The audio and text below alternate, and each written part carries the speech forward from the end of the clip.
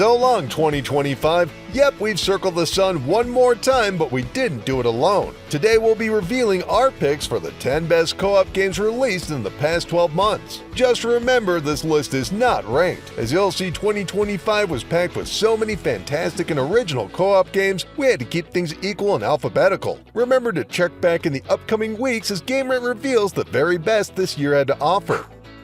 Rising from early access is Abiotic Factor, a co-op survival game that utilizes an odd graphical style ripped right from the early 2000s, and yet the gameplay feels as modern as anything you'll see on this list. It's that devotion to a real sense of dread and wonder that makes the environmental storytelling gripping right from the start. What exactly is going on in this facility? Well, that really depends on the time of day, as no one really has a firm grasp on power. There's soldiers who don't appear in any way concerned for your survival, and there's straight-up creatures wandering the hallway at night who aren't any friendlier, which means you and the gang are going to need to hunker down, build some defenses, and even scarier, when supplies run out, wander out into the unknown. Grab your friends, get online, and get ready to have a bad time.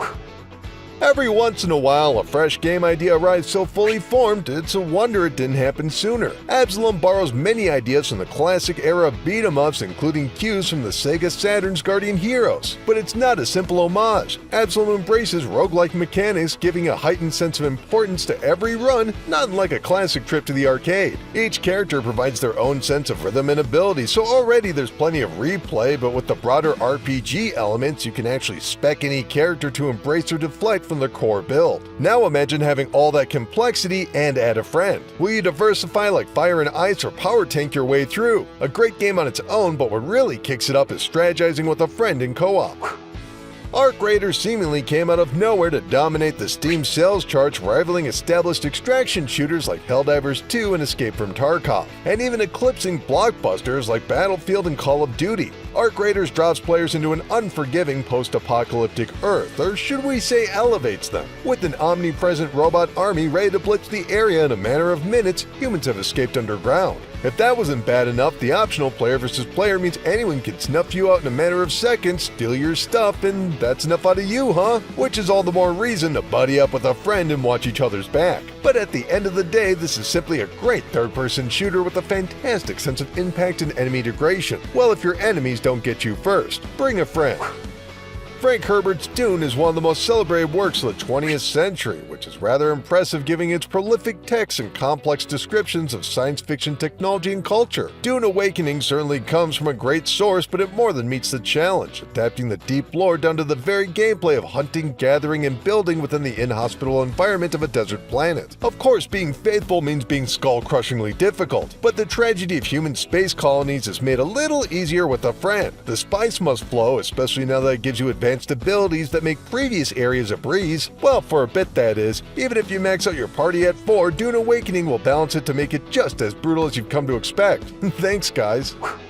Whenever From Software releases a new game, it's automatically worth a look. Following the smash success of Dark Souls, Bloodborne, and Elden Ring, the developer could arguably go anywhere they wanted. Well, in their signature move, they went in a new direction, this time of online co-op. Oh sure, previous games allowed players to work together, but this was part of an individual's journey. Meanwhile, Elden Ring Night Reign is all about the core 3-person gameplay, where players explore randomized areas peppered with weighty enemies and vicious bosses the original game is known for. But the most impressive aspect is the much tighter design. You and the crew will be out of a run in well below an hour, and each replay will offer a completely different set of tools and environments, proving just how flexible From Software's gameplay is.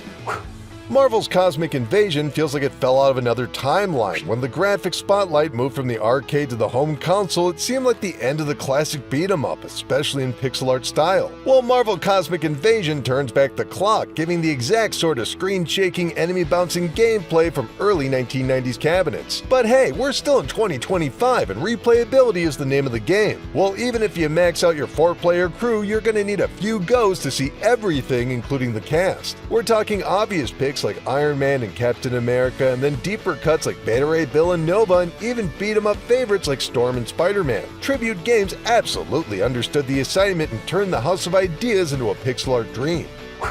It's safe to say Aggro Crab, the developers behind Peak, didn't anticipate its success. After all, it was a simple little platformer, a climbing game really, where friends could help each other reach the aforementioned peak. Or they could perish during the journey and follow their friends around as ghosts. It was just a weird little idea. And yet, when it was released over the summer, it took over the Steam charts. Not just because of its extra thrifty single-digit price, but because the actual gameplay loop nailed that sweet spot of challenging but fun that only multiplies the more players you include in each session. Well, Aggro Crab got the message and has continued to make this a must-play with new content, so you can guilt-trip your friends from the grave in exciting new environments. It's more fun than it sounds.